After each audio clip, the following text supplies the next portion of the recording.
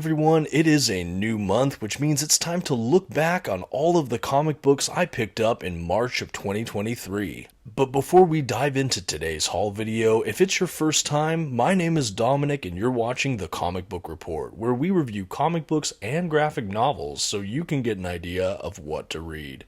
I got a lot of great pickups this month, and if you're interested in getting your own copy, I highly suggest you check out our channel sponsor, OrganicPriceBooks.com. If you order anything today, you can use my code at checkout, TheComicBookReport, and receive $2 off of that order. Please note, if you use my affiliate link or codes for a purchase, I will earn a small commission, but it's a great way to support our channel at no additional cost to you. Thank you for considering. Now let's dive into this month's haul. Okay, first up to kick off our haul is Supergirl, Woman of Tomorrow by Tom King. This standard size trade paperback from DC Comics includes the entire series, and I have to admit I'm really excited to check this out. Now, this was one of the final books I received in the month of March, so I have yet to really dive into this volume beyond the first couple pages. I was already a Tom King fan after really enjoying his Batman run, and I was debating what King property I'd want to read next when I heard James Gunn's DC film announcement about Supergirl and how he would base it largely on this story. And well, frankly, it really helped me narrow down my choice for the next Tom King book I wanted to check out. From what I've heard, this is a very fun science fiction series that's very character grounded, supposedly giving us one of the best modern depictions of Supergirl in comic book history, and I have to admit I'm pretty excited. I have not tempered my expectations at all, as I've heard almost universally great things about this series, so I'm excited to read through it myself and review it sometime in the future on this channel. I will say I have not read a lot of Supergirl in the past. In fact, I don't think I've ever read any of her solo titles. I'm only aware of the character from pop culture and when I've seen her pop up in other comic books like crossovers, events, or perhaps other titles. If not for James Gunn's announcement, I believe I still would have checked out this book simply because I've become quite a Tom King fan and am enjoying going through some of his bibliography. In addition to that, I find the art style just flipping through this book absolutely stunning and evocative, and I cannot wait to go through this fantastical science fiction space story. But you'll have to let me know in the comments below if you've given Supergirl Woman of Tomorrow a read. I'd love to hear your thoughts, and I'm really excited to share my own, hopefully in a few weeks on the channel. Next up on our haul video, Geoff Lemire's Sweet Tooth Compendium. Like most other Compendium editions, this is a standard size, soft cover, gigantic paperback. And to my understanding, this includes the entirety of the Sweet Tooth series, outside of the Sweet Tooth Returns that I think Geoff Lemire wrote sometime kind of recently. But this is the whole main Sweet Tooth series in one impressive compendium. I will say I've really enjoyed what I've read from Lemire. I've dabbled here and there. One of the recent reads I've done is the early volumes of his Descender series with Dustin Nguyen. Really enjoyed that. Was looking to read more Geoff Lemire, and I have always heard about Sweet Tooth. I was a bit turned off by some of the garish art style that Lemire brings, but I also found it really gripping and kind of haunting, and I always wanted to check it out. So I was really excited to get a copy of this compendium, and I have begun reading it. I will say I've read somewhere that they call it a cross between Bambi and Cormac McCarthy's The Road, and from what I know of both properties, I think that that's a pretty apt description. The whole book is set in a world that's been devastated by a worldwide pandemic that killed off a lot of the world's population. The remaining populace is slowly succumbing to this disease in an ever-worsening wasteland and dystopia. Around the time of this plague, people began giving birth to these kind of hybridized children that are humans that are crossed with different animals, at least by appearances. That gives us our main character, the half-deer boy, Gus, also going by the nickname Sweet Tooth. He teams up with a very scruffy sort of survivalist type. There's a lot of ups and downs. I've only read the first maybe fifth or so of the series, maybe a little less than that, so I am making my way through this volume. I will say it's very bleak, but it is pretty intense and wonderful. There's something about it that makes it such a page turner, even though it can be a little bit depressing depressing at times. I'm really excited to see where this series goes, and I should review it sometime in the coming weeks. Very interesting pickup. Next up on our haul, Batman Fear State by James Tynion IV. This is a standard size hardcover edition from DC Comics. Now, I did already review this on my channel in the last few weeks, but this is basically the final arc in Tynion's Batman era that began with their Dark Designs, and it's sort of the culmination of a few story arcs, especially The Cowardly Lot, which immediately preceded this event. This is really a Batman versus Scarecrow story, but to reduce it to that is to really miss out on all of these other subplots and underpinnings that make this such a fun event. I have read this hardcover, and I've also read the Saga edition on a digital copy, and I will say the Saga edition does include quite a bit more that fills out this event. But this standalone Volume 5 is still a very fun read. The art inside is absolutely stunning, and I really love the kind of design they chose for the dust jackets for this Tynion era. It's a really fun pickup and a really great Scarecrow story. In fact, I found it to be one of the more disturbing Scarecrow stories I have ever read in print, and I think it was a great way to cap Tynion's run. I do think that overall, I have read better comic book works from James Tynion, but this was certainly a fun read. I think I probably do prefer what I've read of his Detective Comics run, even within this Batman umbrella.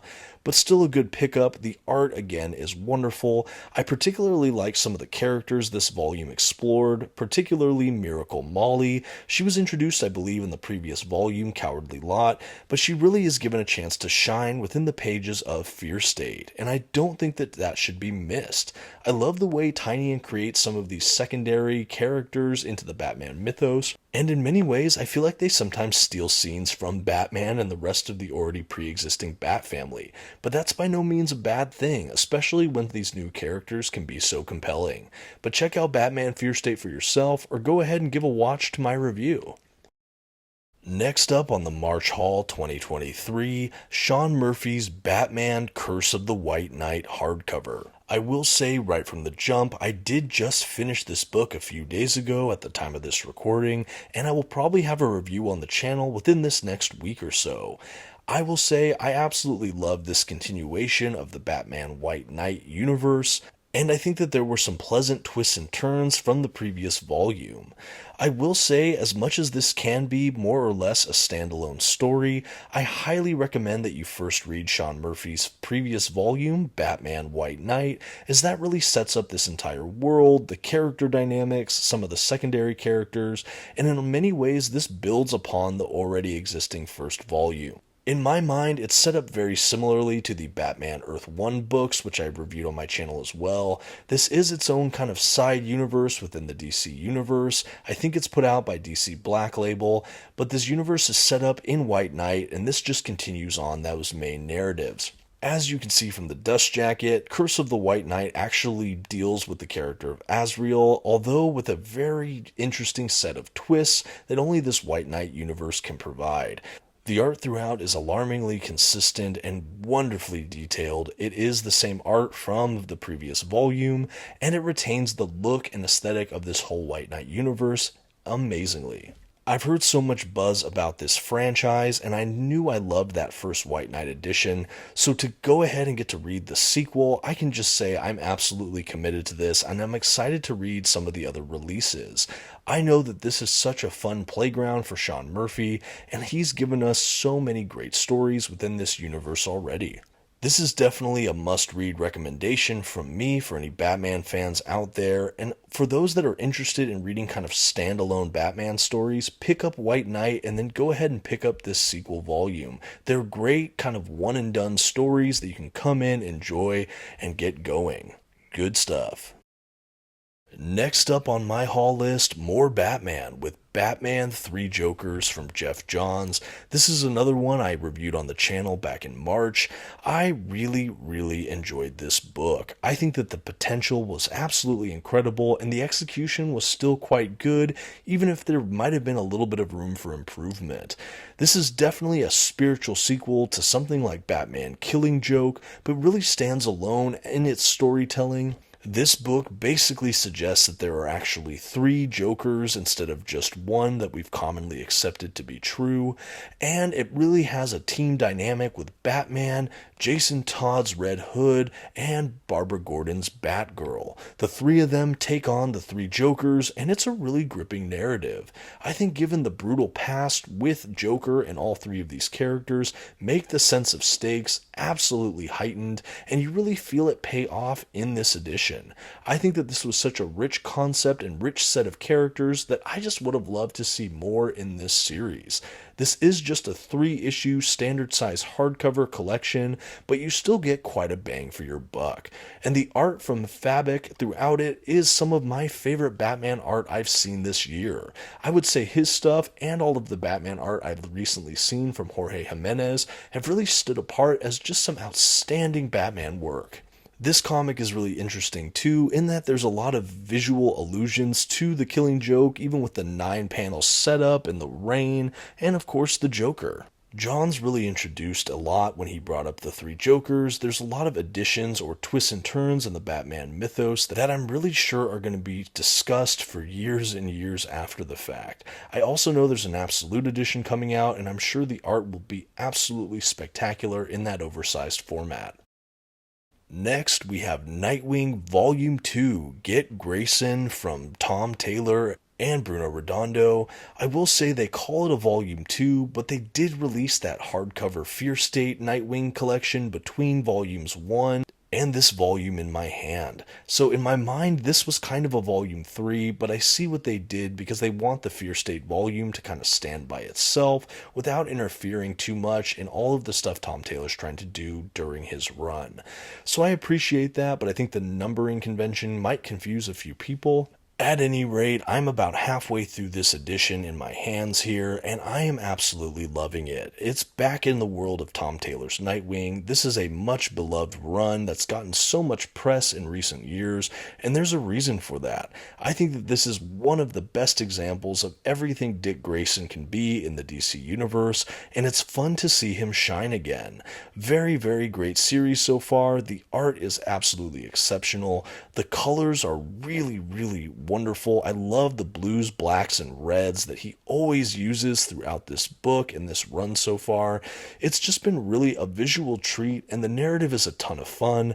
I love to see what they're doing with Nightwing and Batgirl. That kind of friendship and relationship has been a great part of this run, and basically I'm just excited to dive back into Nightwing. I fell so far behind, so really excited to catch up. Would really love to hear what people think in the comments of this run, especially those that might be up to date with this title. Let me know if it's still going good. I'm really enjoying it myself. It's been a great time so far. Really happy to have this pick up. And hey, while I have you, if you enjoy this and you enjoy other things like comic book reviews and you haven't subscribed to my channel yet, I invite you to do so. I'm releasing a bunch of videos weekly and I'd love to have you along. Thank you for considering. Now let's keep going with today's haul. Next up, we have Batman Shadow War. This standard size hardcover from DC Comics is written by Joshua Williamson. So this volume was one I was really on the fence about. I really love what Williamson did during his Batman Abyss run, and I knew that there was another Williamson Batman collection out there, but that it was sort of a event crossover kind of book. I wasn't sure if I needed to pick it up before jumping into Zdarsky's stuff, but I thought, you know what, I should probably give this a read. I think the concept really caught my attention. Reading the description of the book, allegedly Deathstroke assassinates Ra's al Ghul, which sets off this entire war of assassins, and Damian and Batman get caught up in the fray, trying to figure this out, find justice, so on and so on. I will say the size of this book is pretty similar to like the Fear State saga or the Joker War saga. It's a little bit thicker than some of the other hardcovers they're doing as far as everything it contains. Really like to see that.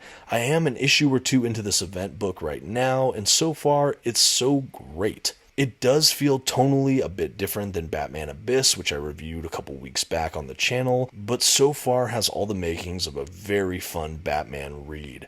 I think also one of my big draws for this book was to see Batman interact with Damian. Since the end of Tom King's run, we just haven't seen a lot of that, at least from what I've read, so having them interact again, I just frankly had to see what that looked like, and I was really excited to give this a read. I also haven't read a ton with Deathstroke lately, and so this was about due for me. So far, I'm really enjoying it. Let me know if you want to see a review for this on the channel. I might be able to get this out in the next month or two, but let me know. Let me know if you've read this. I'm excited to keep going with this book, and overall, really happy I decided to pick it up this last month. Next on this haul video, Marauders Volume 2 hardcover from Gerry Duggan over at Marvel Comics. This is another one of those oversized hardcover editions during that Krakoa era for the X-Men. This has the final about half of Duggan's run on Marauders, and it's a great oversized format. I love it. I love seeing these reproduced with this glossy paper stock in the oversized format, and overall, this was a really fun book. I just reviewed it recently on the channel, but suffice it to say, I was really excited to dive back into the world with Kate Pryde and the crew of the Marauders, as they had all of their exploits on the high seas within the X-Men universe. I think that this volume did a sufficient job of wrapping up this title with these characters, and while this concept maybe wasn't as fresh as in the Volume 1, there were still many adventures to be had, and I like the kind of pirate theme or motif in this title. Very, very cool. Some of the mutants they have on this Marauders team as well were a ton of fun to revisit, like, of course, Kitty Pryde, we have Emma Frost, we have Pyro and Iceman and Bishop, and even Callisto, the once leader of the Morlocks. A very fun volume. I will say a lot of this storyline in this volume takes place in and around Madripoor, which was also a very fun location to set this series. There were a lot of adventures here. We even get the King in Black Marauders tie-in issue. I will say this is probably not my favorite X title from the last couple years, but it's one I'm happy to have in my collection, and it's a run I'm really excited I had a chance to read. I think that that was some of the other impetus for why I picked up this book, is to round out this run and to finish the Marauders in earnest. I'm happy I did, and I'm ready to go on to bigger and brighter adventures with some of these favorite characters. Next up, we have Bizarro Comics, the Deluxe Edition from DC Comics. Now, this was a really fun get, and something I was really fascinated by when I heard this was solicited maybe last year-ish. I saw some videos on this, and I knew I wanted to have my own copy if I could. This book is kind of a series of vignettes or short stories that all have kind of a loose framing or setup at the very least, wherein Mr. Mxyzptlk, I don't know how to say that completely, but basically Superman's fifth-dimensional villain, this imp that has these unbelievable powers, challenges someone from a higher dimension to some game. He has to bring a champion. He initially wants to recruit Superman, but after a brief altercation ends up kind of accidentally getting Bizarro Superman by default, and from there we have a ton of weird misadventures with Bizarro Superman. We have a just myriad of different creators on this book, both writers and artists, and it's kind of a grab bag of miscellaneous wacky adventures. I am only partly through this book, but so far it's a really compelling read, and I will say the format is absolutely gorgeous. The oversized art is an absolute spectacle, and I love to see the varying art styles. Bizarro Superman is always a character I've wanted to read more about, so to have a dedicated book like this is a dream come true. I will say it is a bit sillier and quirkier than I maybe had expected for a series like this, but maybe I shouldn't have been surprised. I will say Superman definitely takes back burner in this collection, but what we get is a ton of fun. I think the art style is in some ways reminiscent of some comic strip art, at least in some cases throughout this book, and it leads to this sense of wonderful and childlike adventure that I didn't really expect. The cover art is provided by Matt Groening of Simpsons and Futurama fame, and overall a great addition to the bookcase. Next on the list today, Morning Glories, the Deluxe Collection Volume 1 by Nick Spencer and Joe Yzma from Image Comics Shadowline. This book I reviewed on the channel as well already, and this is a series I have always really liked since I first began reading maybe a decade ago. This oversized hardcover collection has incredible glossy print paper stock and reprints the first 12 issues of this incredible series. I will say there are 3 deluxe editions that are currently in print for this title, with a 4th that could be collected that hasn't been printed yet. I know there's a mess of trade paperback collections that actually goes a bit past the hardcover route as far as the issues that are collected. The whole series has gone through about issue 50 before the series came to a hiatus, which has kind of gone on the last couple years. Really hoping Spencer gets back to this work eventually, as I would love to see how he lands the plane. The storytelling mechanic in this is very similar to the television series Lost, in that we have a lot of character-driven stories that present in a lot of flashbacks for each of the individual characters, and they're in a setting that has a lot of strange, supernatural-like happenings that leave you asking so many questions throughout. It's a fun mystery thriller that I really enjoyed. This series is set at a boarding school with a primary cast of about 6 main characters, 3 boys, 3 girls, and they just try to survive in this demented boarding school. There's so many weird things happening, and I don't want to spoil a ton more for you. Suffice it to say, it is a great read, and to have it in this oversized collection, I'm pretty ecstatic. Here's hoping we get the rest of this series and the rest of the series collected in this format, but this series should definitely be one you check out if you enjoy that kind of mystery thriller genre with a dash of supernatural or science fiction kind of tropes. Very fun read, gorgeous art, high recommend. Next up on our March 2023 haul, Silver Surfer by Dan Slott and Mike and Laura Allred Omnibus reprint. This series is one that I had initially reviewed the first few issues in this run before upgrading to this omnibus and finishing out the entire series.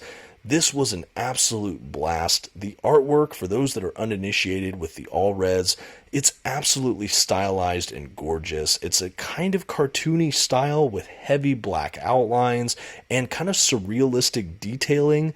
I really love it. The coloring is wonderful, and it really lends itself to the kind of science fiction aspect of the story and setting.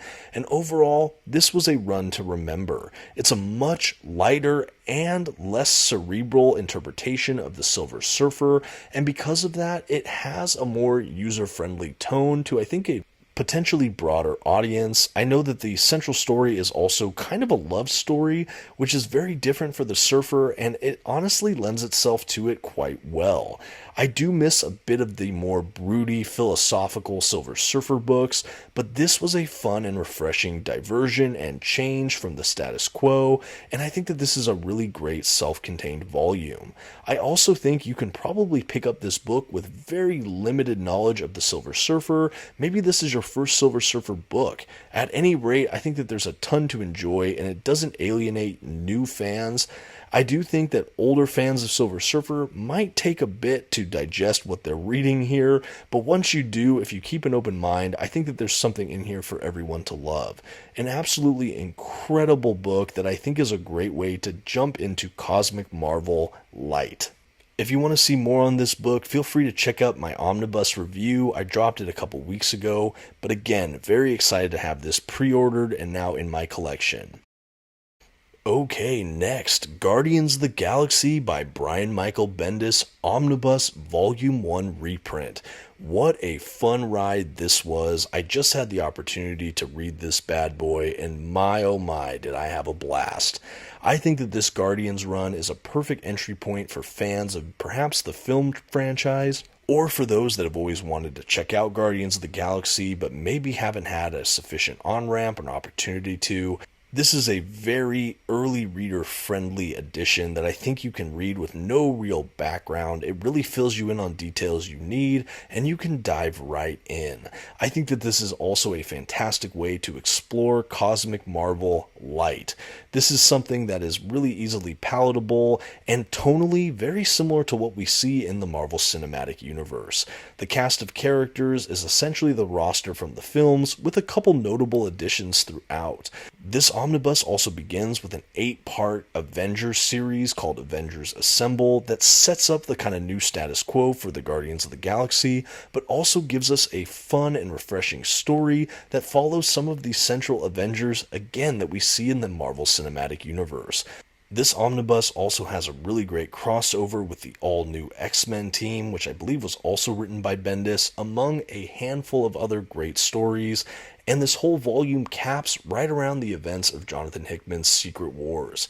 Now, I don't think a volume 2 has been solicited for this run yet, but after this is being reprinted, I'm really hoping it does well and that we can get a volume 2 omnibus released sometime in the future.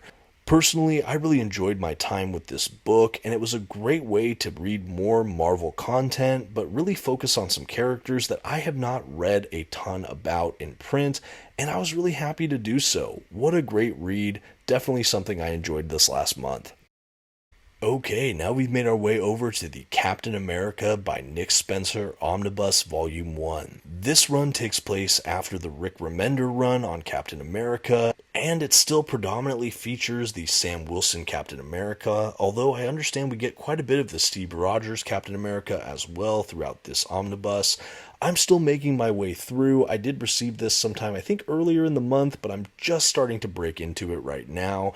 The omnibus starts at least with the Sam Wilson Captain America, who I am still learning more and more about. I really like his depiction here, though. I like how they set him apart from the Steve Rogers Captain America, and I like that they're both really strong leaders that maybe have slightly different ideologies or values. I think it's a great way to interpret this character, that America itself is always kind of changing and is sort of the complement and contrast of different ideas. So even having two different Captain Americas, it leads to some fun narratives that I think are even an interesting commentary on some of the things going on in the country today. Very fun read. I think that there is some, obviously, politics involved in this run, which can be polarizing to some, but I think that there's also a lot of star-spangled heroics that you don't have to focus on all the politics to just enjoy yourself with this comic.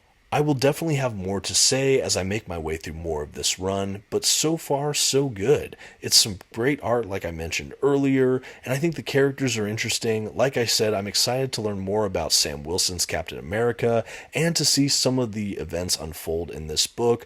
I've heard a couple spoilers about some maybe polarizing story arcs within Spencer's run, and I'm really eager to get there for myself, and draw my own conclusions and opinions on the matter. If you've read Nick Spencer's Captain America, you'll have to let me know in the comments. Again, I'm pretty eager to check this out for myself, but I'd be curious on some of your feedback. Next up, The Ultimates Omnibus by Mark Millar and Bryan Hitch. This omnibus takes place in the Ultimate Universe. You guys who have followed this channel for a while already know I enjoy the Ultimate Universe, particularly the Ultimate Spider-Man, but honestly, the Ultimates is right up there for me as some of my favorite of the Ultimate Universe that I've had the pleasure of reading, and to have the Ultimates Part 1 and 2 collected in this omnibus format is really a dream. I absolutely adore the artwork of Bryan Hitch, and to see that in oversized format is just chef's kiss amazing. Really love it. The art in this collection is faithfully reprinted and gorgeous, absolutely lush and interesting. For those that maybe don't know, I think that this is a great on-ramp for fans of Avengers, or maybe for fans of the Marvel movie Avengers that want to break into the comics but maybe don't know where to start, don't know what to pick up. This is a really accessible run that I think is great for modern readers who want to give a chance to the Avengers for maybe the first time. Granted, the Avengers are called the Ultimates. This is the Ultimate Universe. That's why this book's titled The Ultimates. But effectively, we're talking about the Avengers, and largely this is an Avengers book. I think that the storytelling is really layered and interesting. We have some psychological depth in some of these characters that I don't think has ever been explored in such a way, or certainly hadn't been before the Ultimates. This is a spectacular collection that has the first two main storylines for the Ultimates before it changed hands to different creators, and my understanding is maybe the quality went down a little bit after this era of the Ultimates. I'm not really sure. I haven't actually read the Ultimates beyond what's contained in this omnibus, but what is here is such a fun read. We get to see a lot of the most known Avenger characters in the history of the book, and again, for fans of the MCU, there might not be a better on-ramp to enjoy an Avengers story than The Ultimates by Mark Millar and Bryan Hitch. Excited to explore this again, and happy to have it in this month's haul. Moving right along, we have the Spider-Man vs. Venom Omnibus from Marvel Comics. Now, this is a reprint I was so excited to see listed in the last few months. I pre-ordered this a few months back and was elated to get it in the mail. Now, for those that don't know, some people consider this the Venomnibus Volume 0, as I believe this includes all of the Venom issues leading up to what we see in Volume 1 of the Venomnibus, all that Lethal Protector stuff where he's kind of anti-hero vigilante. Everything in this volume, he's just a flat-out villain. These are all the early Venom stories. We have some of the early adventures with the symbiote on Peter Parker, how he loses it, how it grafts onto Eddie Brock, and we get Venom. This is also known for reprinting the Maximum Carnage storyline in its entirety in that oversized hardcover format. A lot of outstanding modern classics in the Spider-Man mythos, particularly those pertaining to Venom, of course. I have actually not read the entirety of the contents in this book before. I've dabbled in parts of it, the Todd McFarlane stuff, the Birth of Carnage, the Maximum Carnage stuff, and a couple of the early Venom adventures, I believe, but there are stories contained in here that I have never read, so I'm ecstatic again to have the opportunity to. The artists you have on this book are also absolutely incredible. I think we have Todd McFarlane, some Eric Larson stuff, and more. For those fans of 90s era Spider-Man, this is probably a must-have, and maybe the only way to read an oversized Maximum Carnage.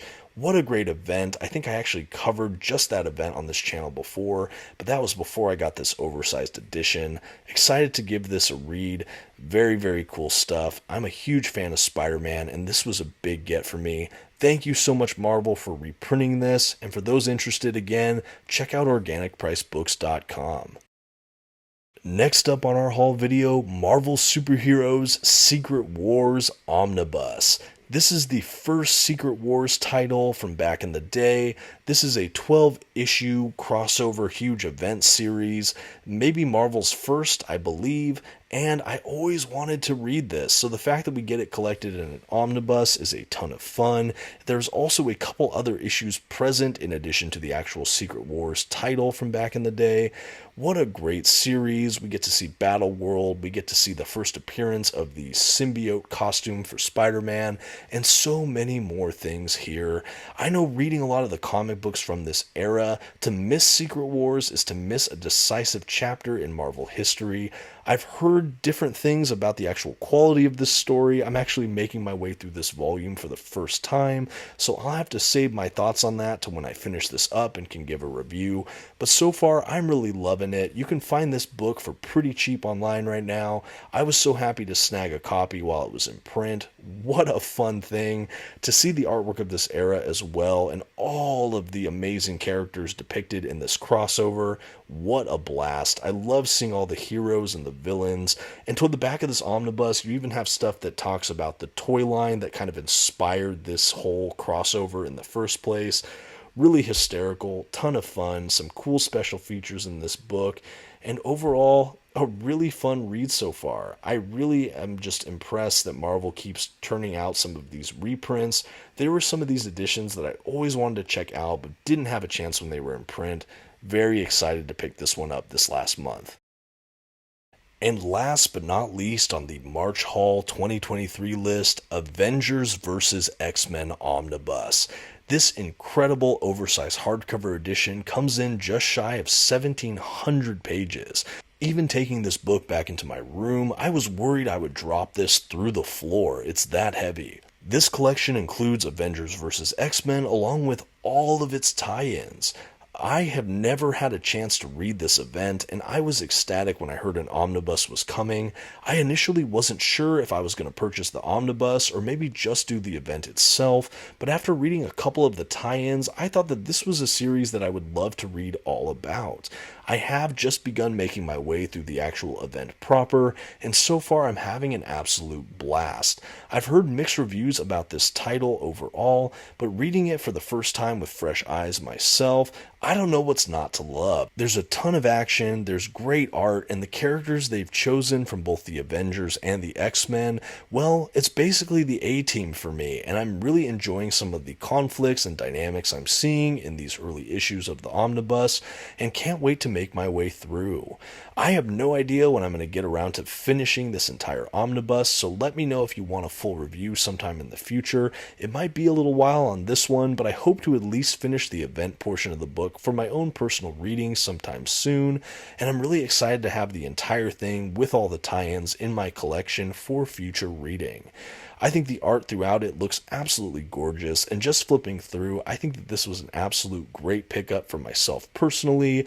I think as a fan of the X-Men and of course the Avengers, reading something like this for me is really reminiscent of something like Marvel's Civil War. You don't always see them clash like this, and when you do, well, it's pretty epic in scope, and I've really liked what I've read so far. Let me know what you think of this event in the comments. I'd like to hear more feedback. Like I said, what I've heard so far has been pretty mixed, and I'm curious to what you think. And I think that's about going to do it today for my monthly haul video for March 2023. For those that have been following the channel a while, you might know that this is still a newer format for me. I'm hoping to do these videos monthly, but I'd love to get your feedback or generally to let me know what you think about this video. Again, this was a great month. I really loved all the pickups I got this month. I expect the month of April to be a bit lighter than this, but who knows, it is my birthday month, so I guess you never know. At this point, thank you so much for watching. I really loved doing this video. I hope you enjoyed it. Let me know what your pickups were for the month of March, or maybe even some of your recent pickups in the comments below. And until next time, this has been the Comic Book Report. Thank you so much. Don't forget to leave that like and subscribe to the channel. Have a good one.